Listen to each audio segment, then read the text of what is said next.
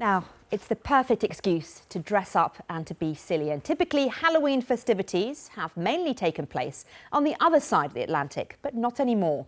Around the world, and particularly here in the UK, Halloween has become very popular. It's even eclipsing the 400-year-old Guy Fawkes Bonfire Festival, which takes place on the 5th of November.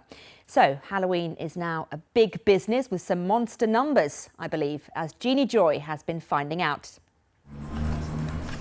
It's the second largest commercial holiday in the United States. Halloween is outranked only by Christmas. But as the chains rattle around the US economy, many suggest Americans have been spooked into spending a little less on Halloween this year. The National Retail Federation predicts Halloween sales will fall by 6% compared to 2012, at a still enormous amount of $7 billion. That's as shoppers are saving their precious pennies for the rest of the holiday season. In recent years, though, other countries have taken on American influences through the movies, television and the internet.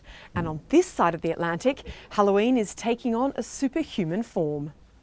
The research firm Planet Retail predicts sales of Halloween items in the UK will rise by around 12% this year to over $500 million. It's peanuts compared to the US, but a remarkable increase from just $20 million in 2001. Disposable income in the UK is growing this year, and consumers feel more confident and they're going to spend more on Halloween. This is an increase with retailers who are lowering their prices, so consumers can get more for their money this year. Europe, Halloween is rising with more pumpkins, more costumes, and we also see a rise in Asia.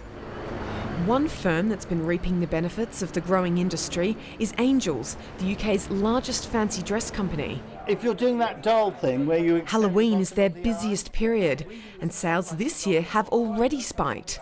So what's driving the trend? There are many reasons why Halloween's picked up in the UK. The first one being that there's a generation who've come through who watched it on TV and all these American programmes. They've now got the income to spend and they want their own parties like that. You have the factor of 9/11, that there was a lot of Americans who didn't go back to America that year and they threw a lot of parties, and that's how it stuck. You've also got the great reason of it's a selfish holiday. You buy a costume for you. Easter, you're buying an egg for someone. Christmas, presents for someone. Halloween, it's all about how will I look, what shall I be. But each year we've seen ourselves double, and this year we've not just seen traffic double, we've seen sales double. So more people are enjoying it and having fun with it. But it's not just retailers that are taking advantage of the hype behind this holiday. Other industries not traditionally associated with Halloween have realised they also need to take this retail season seriously.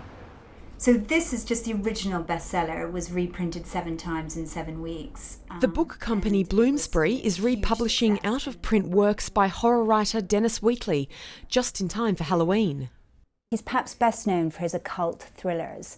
And so when we were looking at republishing his list, Halloween was the obvious moment to do that, because there's such a connection with the occult and, you know, slightly scary, demonic things. Halloween is clearly big business, and whatever they're selling, all sorts of companies are jumping on the bandwagon to reap the benefits of the scariest of holidays. Jeannie Joy, BBC News.